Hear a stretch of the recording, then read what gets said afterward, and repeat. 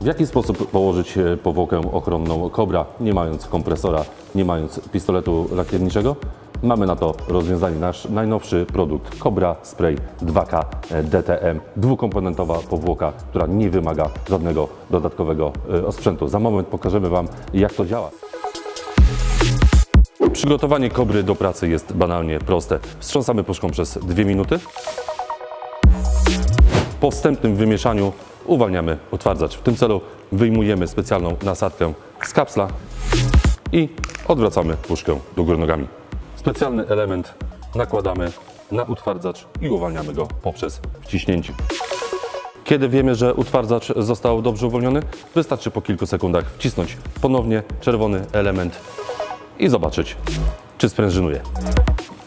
Zdejmujemy i wstrząsamy puszką przez kolejne 2 minuty. Bardzo ważne, żebyście zrobili to dokładnie tak, jak Wam pokazaliśmy. Nie może być wciśnięty z boku, nie może być uderzony w stół. Odwracamy i wciskamy. Cobra wymieszana, za każdym razem zalecamy zrobić natrysk równy.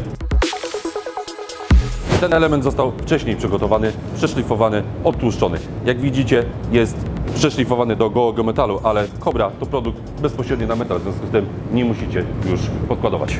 Wszystkie szczegóły, jak przygotować, jakie zastosować gradacje, wszystko znajdziecie w karcie technicznej produktu. Warto tam zajrzeć przed każdą pracą.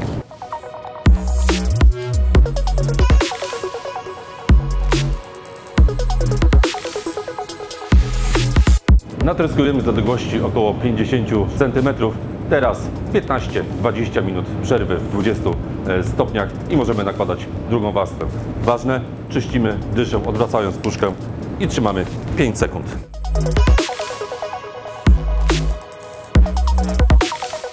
Jak widzicie, puszka Cobry Spray 2K DTM starcza na 2 warstwy na średniej wielkości element.